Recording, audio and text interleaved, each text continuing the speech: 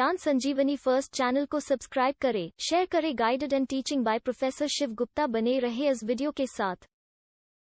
आप सभी का फिर से एक बार स्वागत है हमारी इस नई वीडियो में। आज हम फिर से एक नया टॉपिक लेने जा रहे हैं जो आपके प्रैक्टिकल सम से रिलेटेड है। अकाउंट सब्जेक्ट का ये टॉपिक है आहरण पर ब्याज की गणना। दोस्तों, जैसा कि मैंने वेटेज बताया है कि इस चैप्टर का वेटेज टोटल 4 मार्क्स का है। इससे पहले मैंने थियरी वीडियोस बनाए थे। थियरी टॉपिक से रिलेटेड वीडियोस में मैंने आपको 1 मार्क्स के क्वेश्चंस और सेक्शन बी में आने वाले ऑप्शनल क्वेश्चंस के बारे में जानकारी दी थी। अब इसके बेसिस पर हम 3 मार्क्स से रिलेटेड प्रैक्टिकल सम्स की ओर चलेंगे, जिसमें हमारा सबसे पहला टॉपिक है आहरण पर ब्याज की गणना। आहरण पर ब्याज की गणना से रिलेटेड टॉपिक में सबसे पहले सवाल शुरू करने से पहले मैं आपको कुछ इंपॉर्टेंट नोट्स याद करवा दूं जो आपके एमसीक्यू के लिए भी इंपॉर्टेंट हो सकता है। जैसे कि सबसे पहली नोट है, यदि कोई साझेदार प्रत्येक माह के प्रारंभ में मतलब महीने की पहली तारीख पर प्रारंभ में आहरण करे तो n बराबर 78/12 लेना है। ये n क्या है इसके बारे में जब मैं आपको सूत्र समझाऊंगा तब मैं उसकी डिटेलिंग बताता हूं।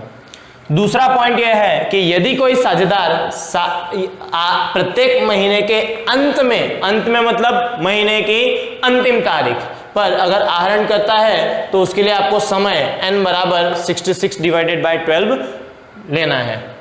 तीसरा पॉइंट है, यदि कोई साझेदार प्रत्येक माह के मध्य में मतलब महीने की 15 तारीख में अगर आहरण करता है तो n बराबर 72/12 लेना है। और यदि कोई साझेदार प्रत्येक 3 महीने के अंत में 3 महीने का अंत मतलब हर 3 महीने के अंतिम तारीख के दिन पे अगर आहरण करता है तो उसके लिए n बराबर 18/12 लेना है। इसके हिसाब से आपको यहाँ पे ब्याज निकालने का मैंने सूत्र दिया हुआ है जो कि हमने ऑलरेडी कक्षा 8 में पढ़ा हुआ है। ब्याज निकालने का सूत्र होता है मूलधन गुणा ब्याज की दर गुणा अवधि मतलब कि समय बटे में 100। सांकेतिक रूप से इसे हम इस प्रकार से दर्शा सकते हैं क्योंकि हर जगह पर ब्याज का एक ही सूत्र गिना जाता है, I = PRN/100। PRN/100, P बराबर मूलधन, R बराबर ब्याज की दर और N बराबर अवधि। एक विशेष नोट करके मैंने यहाँ पे लिखा हुआ है, विशेष नोट। आपको ये नोट याद रखनी है। विशेष नोट में क्या है कि P यानी कि मूलधन, P का जो मूल्य होगा वो मासिक आहरण होगा। मासिक आहरण की रकम लेना है जब हम इस सूत्र का इस्तेमाल करेंगे तब, जब हम इस नोट्स का इस्तेमाल करेंगे तब। तो दोस्तों, अभी हम इस टॉपिक पे हम सीखने वाले हैं। ये नोट्स को याद रखकर हम इससे रिलेटेड सवाल सीखेंगे। पर सवाल सीखने से पहले यदि आपके मन में कोई क्वेश्चन आए कि n बराबर 78, 72 या 66 या 18 ये किस प्रकार से आए हैं और बटे 12 क्यों लिया गया है, तो उसके लिए मैं यहाँ पे एक शॉर्ट एक्सप्लेनेशन सिखा रहा हूँ। उस शॉर्ट एक्सप्लेनेशन को आप याद रखो जिससे कि आपको टिपिकल क्वेश्चंस मतलब कि हार्ड से हार्ड अगर आहरण पर ब्याज से संबंधित कोई क्वेश्चन आता है तो उसके सॉल्यूशन आप कर सकते हो। दोस्तों, आपको पता होना चाहिए कि हमारा जो हिसाबी वर्ष होता है वो वर्ष होता है 1 अप्रैल से लेकर के 31 मार्च का। 1 अप्रैल से लेकर के 31 मार्च का हमारा हिसाबी वर्ष होता है। उस हिसाबी वर्ष के दौरान 12 महीने होते हैं, इसलिए डिवाइडेड बाय 12 हमें करना है। दूसरा कि यदि कोई साझेदार प्रत्येक माह के मतलब इन शॉर्ट साझेदार क्या कर रहा है, मासिक आहरण कर रहा है, महीने में पैसा आहरण कर रहा है धंधे में से, तो वहां पर हमें इस 78 की संख्या कैसे ली गई उसको हम देखते हैं। 78 महीने कैसे गिने गए, तो यदि कोई साझेदार पहली तारीख मतलब के 1 अप्रैल, हर महीने में पहली तारीख आएगी अप्रैल से लेकर के मार्च तक, तो अगर 1 अप्रैल को मैं उदाहरण के रूप में यहाँ पे एक रकम ले लेता हूं कि मान लो कि वो 500 रुपए का आहरण करता है। कोई भी एक रकम हो सकती है, यहाँ पे कोई भी रकम हो सकती है, उस रकम को आपको यहाँ पे ध्यान रखना है। 500 रुपए का आहरण करता है तो इस आहरण पर यदि हम ब्याज की गणना की जाए, अगर आप ब्याज से पैसे लेते या देते हो तो आप जितने समय तक उस पैसे को रखते या देते हो उतने ही समय का आपको ब्याज मिलता है या चुकाना पड़ता है। इस टॉपिक को हमें ध्यान में रखना है कि हम जब तक पैसा लेंगे उतने ही समय का आपको ब्याज चुकाना है। इसलिए समय की गणना यहाँ पे सबसे महत्वपूर्ण है और ये समय के लिए ही यहाँ पे यह नोट मैंने लिखी हुई है। तो टॉपिक देखते हैं कि 1 अप्रैल मतलब 1 अप्रैल को अगर साझेदार ने आहरण किया तो अप्रैल पहली अप्रैल मतलब अप्रैल का पूरा महीना, अप्रैल मई जून जुलाई अगस्त सितंबर अक्टूबर नवंबर दिसंबर जनवरी फरवरी और मार्च, मतलब कुल मिला के पूरे के पूरे 12 महीने का इस 500 रुपए पे आपको ब्याज चुकाना होगा। सेम उसी तरह से दूसरा महीना जब स्टार्ट होगा मतलब 1 मई, तो फिर से वो प्रत्येक महीने की प्रारंभ में आहरण करेगा। इसका मतलब फिर से उसने 500 रुपए का आहरण किया उदाहरण के रूप में, तो उसे कितने महीने का ब्याज चुकाना पड़ेगा? केवल 11 महीने का। कैसे? मई से, मतलब अप्रैल का महीना निकल चुका है तो अप्रैल, जब तक आपने पैसा लिया ही नहीं तो उसका ब्याज आपको चुकाना नहीं है। इसके हिसाब से आपको मई से ब्याज गिनेंगे तो मई जून जुलाई अगस्त सितंबर अक्टूबर नवंबर दिसंबर जनवरी फरवरी और मार्च, कुल मिला के कितने महीने का ब्याज चुकाना है? केवल 11 महीने का। सेम अगला महीना आएगा जून का, पहली जून पे आपको कितने का ब्याज चुकाना पड़ेगा? 10 महीने का। सेम उसी तरह से अप्रैल और मई का ब्याज हमें देना नहीं है क्योंकि वो समय इस 500 रुपए के लिए वो समय आया ही नहीं। नेक्स्ट मंथ जुलाई में 9 महीने के लिए, फिर अगस्त में 8 महीने के लिए, फिर सितंबर में 7 महीने के लिए, फिर अक्टूबर में 6 महीने के लिए, नवंबर में 5 महीने के लिए, दिसंबर में 4 महीने के लिए, जनवरी में 3 महीने के लिए, फरवरी में 2 महीने के लिए, और उसी तरह से जब हमारे वर्ष के अंतिम महीना मतलब मार्च आएगा तो वहाँ पर 1 महीने के लिए ब्याज गिनना है। इसके हिसाब से अब हम इसका टोटल करेंगे तो कितने महीने हो गए टोटल? 12 प्लस 11 प्लस 10 9 8 7 6 5 4 3 2 और 1, इन सभी का टोटल अगर आप करते हो तो आपको टोटल मिलता है 78। इसलिए हमें यहाँ पे 78 डिवाइडेड बाय 12 लेना है। तो दोस्तों ये नोट आपको याद रखनी है, अगर एमसीक्यू के लिए आता है तो 1 मार्क्स के लिए याद रखना है, प्लस इसके बाद में जब हम क्वेश्चन सॉल्व करेंगे तो क्वेश्चन सॉल्व करते टाइम पे ये नोट याद रखनी है। सपोज अगर ये नोट आपको याद ना भी रहे तो आप इस तरह से गणना करके भी अपना कैलकुलेशन कर सकते हो, जिसे मैं आपको पहले क्वेश्चन में समझाऊंगा। अंत के लिए भी ऐसा ही है, अंत में हमें ध्यान रखना है कि प्रत्येक महीने के अंत के हिसाब से हमारी तारीख बदल जाती है, मतलब कि पहले महीने की अंतिम तारीख मतलब 30 अप्रैल, तो पहले महीने में अप्रैल तो खत्म हो चुका है इसलिए अप्रैल पर ब्याज नहीं गिना जाएगा, तो कुल मिला के यहाँ पे 11 महीने का ब्याज गिना जाता है, क्योंकि अप्रैल खत्म तो मई जून जुलाई अगस्त सितंबर अक्टूबर नवंबर दिसंबर जनवरी फरवरी और मार्च सिर्फ 11। उसी तरह से 31/5 के लिए 10 और इसी तरह से 0 तक हमें गिनते जाना है, तो कुल मिला के आपका यहाँ पे आएगा 66। इसके बेसिस पर आप अंत में 66/12 ले सकते हो।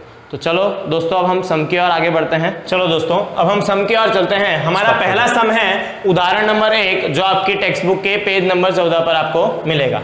उदाहरण नंबर 1, आपको स्क्रीन पे भी एक क्वेश्चन देखने को मिल जाएगा कि कोई एक साझेदार हिरल है जिसने रुपए 500 का आहरण किया है, जो प्रत्येक महीने के प्रारंभ में आहरण करती है। हिरल एक साझेदार है जिसने 500 रुपए का आहरण किया है, वो भी प्रत्येक महीने के प्रारंभ में, अंडरलाइन दिस वर्ड, कि प्रत्येक महीने के प्रारंभ में। तो आपके तुरंत माइंड में आना चाहिए कि जब प्रत्येक महीने के प्रारंभ की बात करें तो हमें समय n = 78 डिवाइडेड बाय 12 लेना है, ये बात का ध्यान रखना है। इस पर से यदि आहरण पर ब्याज की दर 10% की हो तो कुल आहरण और आहरण पर ब्याज की गणना करो। तो चलो दोस्तों हम इस सम को सॉल्व करते हैं। बहुत इजी वे में हम सॉल्व कर पाएंगे। हमारे पास सूत्र है। सबसे पहले आप सूचना एकत्र कर लो कि मासिक आहरण कितना है। तो मासिक आहरण की सूचना एकत्र करेंगे। हिरल के द्वारा मासिक जो आहरण है वो 500 रुपए है और ब्याज की दर कितनी है? ब्याज की दर, तो ब्याज की दर आपकी है 10%। तो सबसे पहले हम कुल आहरण की गणना करते हैं, क्योंकि यहाँ पे पूछा गया है कुल आहरण कितना है। तो कुल आहरण बराबर आपको पता होना चाहिए, एक महीने में 500 रुपए, तो पूरे साल में कुल कितने महीने होते हैं? 12 महीने होते हैं, जिसके हिसाब से कुल आहरण कितना होगा आपका? 6000 रुपए का होगा। फिर हमें क्या ज्ञात करना है? आहरण पर ब्याज की गणना। तो आहरण पर ब्याज तो सूत्र है, सूत्र हमारे पास ऑलरेडी रेडी है, PRN बटे में 100। तो दोस्तों P मतलब मूलधन, तो यहाँ पे आपको विशेष नोट जो मैंने आपको ऑलरेडी अभी थोड़ी देर पहले सिखाई वो आपको याद रखनी है कि यदि मूलधन की बात करें तो आपको मासिक ब्याज, मासिक आहरण हो तो मासिक आहरण के बेसिस पर अगर कैलकुलेशन हो तो आपको मासिक आहरण ही मूलधन लेना है, वार्षिक आहरण आपको मूलधन लेना नहीं है। इस बात का ध्यान आपको रखना पड़ेगा, विशेष नोट इसीलिए मैंने लिख के दी कि आपको यहाँ पे मूलधन की कीमत मासिक आहरण लेना है, वार्षिक आहरण नहीं लेना। तो यहाँ पे दोस्तों हमारा मासिक आहरण है 500 रुपए, ब्याज की दर है 10%।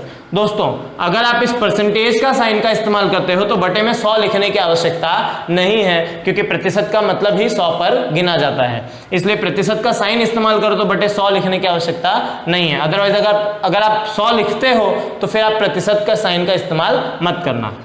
n आपको लेना है 78 डिवाइडेड बाय 12। क्यों लेना है? क्योंकि अभी मैंने आपको क्वेश्चन समझाया है, क्वेश्चन आपके क्वेश्चन में क्लियरली लिखा हुआ है कि हिरल जो एक साझेदार है जिसने 500 रुपए प्रत्येक महीने के प्रारंभ में आहरण किया है, इसलिए हमें n बराबर 78 बटे 12 लेना है।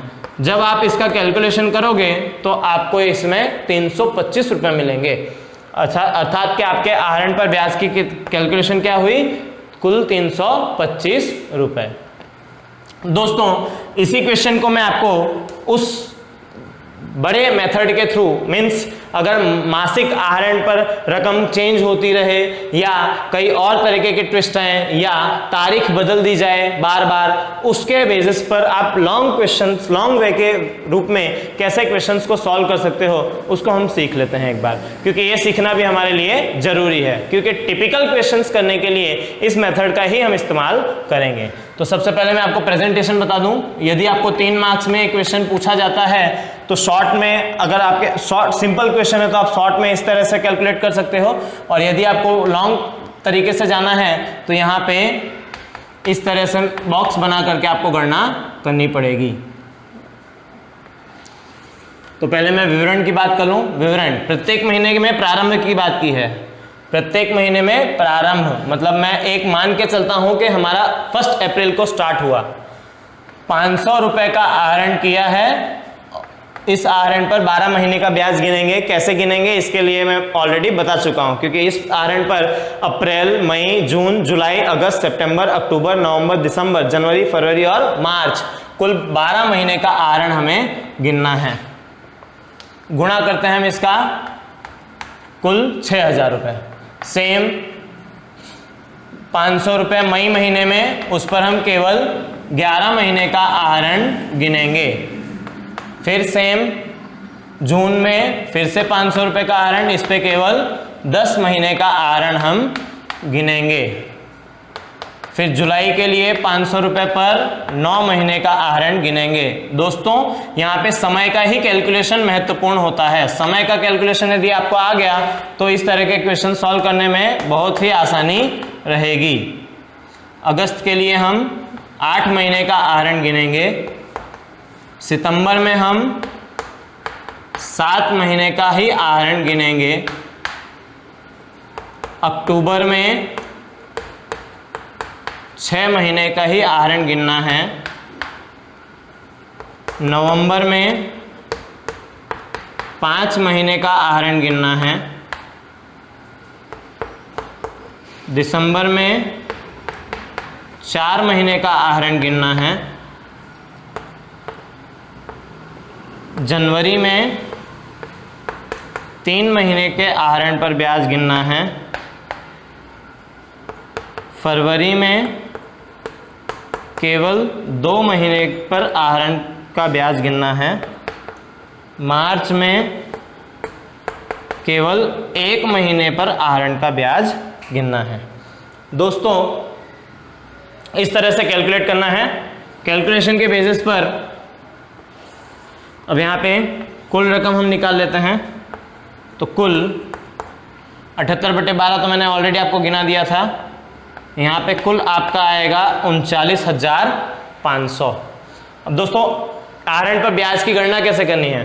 कुल आहरण वैसे ही रहने वाला है, इसको मत ध्यान दीजिएगा, ये सिर्फ आहरण पर ब्याज की गणना के लिए है कैलकुलेट। 39,500 ये आपका कुल आहरण के रूप में आएगा। यहाँ पे कुल आहरण हमें सिर्फ मासिक आहरण पर ब्याज की गणना के लिए गिनना है। सूत्र आपका यही रहने वाला है, सूत्र का इस्तेमाल करेंगे। कैलकुलेशन यहाँ पे थोड़ा सा बदलेगा, इसके आधार पर आपको ध्यान देना है, यहाँ पे कैलकुलेशन बदलेगा। इसके आधार पे जो आपका मूलधन होगा, अब मूलधन यहाँ पे बदल करके हो जाएगा 39,500 गुणा आहरण पर ब्याज की दर वही 10% रहने वाली है और गुणा। अब दोस्तों जब यहाँ पे आपको शॉर्ट तरीके से करना है तो n बराबर 78/12 लेना है। उसका रीजन मैंने पहले ही बता दिया कि यदि कोई साझेदार प्रत्येक महीने के प्रारंभ में आहरण करे तो आपको n बराबर 78/12 लेना है। परंतु अगर टिपिकल क्वेश्चंस में इस तरह से कैलकुलेशन करना पड़ा तो वहां पे आपको n बदल करके ये पूरा संपूर्ण एक महीने के रूप में हम गिनेंगे तो उसमें हम 1/12 लेंगे, तो भी आपका आंसर वही आने वाला है जो आया है। दोस्तों ये कैलकुलेशन सिर्फ और सिर्फ टिपिकल क्वेश्चंस में ही इस्तेमाल करना है, ठीक है। चलो दोस्तों अभी हम एक दूसरा और एक क्वेश्चन देखते हैं, फिर इस टॉपिक के बारे में मैं आपको कुछ एक्स्ट्रा क्वेश्चंस दूंगा, उसे आपको सॉल्व करना रहेगा। चलो दोस्तों अब हम एक नेक्स्ट क्वेश्चन देखते हैं, वो भी आपकी टेक्स्ट बुक में से ही है। पेज नंबर 30 पर क्वेश्चन नंबर 3 का क्वेश्चन नंबर फर्स्ट, सेम जिस तरह से मैंने पहला क्वेश्चन बताया उसी तरह से एक क्वेश्चन भी है। यदि कोई साझेदार प्रत्येक महीने के अंत में कुल वार्षिक आहरण 12,000 रुपए करता है तथा ब्याज की दर अगर 12% हो तो आहरण पर ब्याज की गणना कीजिए। क्वेश्चन को एक बार ध्यान से समझिएगा, आपके स्क्रीन पर भी एक क्वेश्चन दिखाई देगा कि यदि कोई साझेदार प्रत्येक माह के अंत में कुल वार्षिक आहरण 12 महीने का करता है समान हफ्ते पर, तो एक विशेष नोट जो मैंने आपको बताई थी वो आपको याद रखना है कि आप जब आहरण पर ब्याज की गणना करोगे और जब प्रत्येक महीने की बात की जाए तो आपको मूलधन मतलब P बराबर मासिक आहरण लेना है, वार्षिक नहीं लेना है। इस बात को मैं फिर से आपको एक बार यहाँ पे रिपीट कर रहा हूँ, उसे आपको ध्यान में रखना है। और हमें यहाँ पे कुल वार्षिक आहरण दिया हुआ है तो सबसे पहले हमें मासिक आहरण की गणना करनी पड़ेगी। मासिक आहरण बराबर दोस्तों 12,000 रुपए पूरे वर्ष का, साल का, महीने में कितना मतलब डिवाइडेड बाय 12, तो प्रत्येक माह में वह साझेदार मासिक रूप से 1,000 रुपए का समान आहरण करता होगा। इसके आधार पे आहरण पर ब्याज का सूत्र आपको पास मैंने ऑलरेडी दे रखा है। आहरण पर ब्याज बराबर PRN/100। मूलधन P बराबर, फिर से मैं एक बार इस विशेष नोट को यहाँ पे एक बार फिर रिपीट करना चाहूंगा कि आपको जब कभी भी मासिक आहरण पर ब्याज की गणना के बारे में कहा जाए तो मूलधन P बराबर आपको मासिक आहरण लेना है, वार्षिक नहीं। ये गलती मत करना, अगर आपने मूलधन में 12,000 ले लिया तो आपका कैलकुलेशन संपूर्ण रूप से रॉन्ग हो जाएगा, इसलिए आपको यहाँ पे ध्यान रखना है। तो यहाँ पे मैं मान रखूंगा आहरण पर ब्याज मूलधन P बराबर मासिक आहरण हुआ हमारा 1,000 गुणा ब्याज की दर बराबर 12%। फिर से एक बार मैं यहाँ पे रिपीट कर रहा हूँ, परसेंटेज यूज करोगे तो डिवाइडेड बाय 100 नहीं लेना है, गुणा n बराबर 66 डिवाइडेड बाय 12। 66 हमने क्यों लिया दोस्तों? 66 इसलिए लिया है क्योंकि प्रत्येक महीने में अंत में बात की गई है, प्रत्येक महीने के अंत की बात करें तो n बराबर 66 लेना है। कैलकुलेशन करने पर आपको आहरण पर ब्याज 660 रुपए मिलेगा जो आपका फाइनली आंसर होगा। तो दोस्तों इस तरह से बहुत सिंपल तरीके से 3-3 मार्क्स में इस टॉपिक को पूछा जाता है और इस तरह के क्वेश्चंस आने के चांसेस भी रहते हैं। इसी के बेसिस पर इसी से रिलेटेड कुछ सिंपल और हार्ड क्वेश्चंस आपके स्क्रीन पर मैंने स्क्रीनशॉट करके इमेज रखी हुई है। इस इमेज के थ्रू आप प्रैक्टिस क्वेश्चंस को प्रैक्टिस कर सकते हो और इस प्रैक्टिस से इस तरह के क्वेश्चंस को आप एकदम पक्का कर सकते हो। दोस्तों इस वीडियो पे बने रहने के लिए बहुत बहुत धन्यवाद। यदि आपको यह वीडियो अच्छा लगा हो तो इसे लाइक करें, शेयर करें, कमेंट्स करें और सब्सक्राइब करना ना भूलें। दिए गए प्रैक्टिस क्वेश्चंस में अगर कोई क्वेरी है तो ज्ञान संजीवनी फर्स्ट चैनल पर मेरा व्हाट्सएप नंबर और ईमेल आईडी दी हुई है। ईमेल आईडी के द्वारा या व्हाट्सएप नंबर के द्वारा उस क्वेश्चंस के आंसर्स को आप मुझसे पूछ सकते हो और यदि वो क्वेश्चन ना समझ में आया हो तो फोन कॉल के द्वारा भी उस क्वेश्चंस को मैं आपको समझा सकता हूँ। Thank you.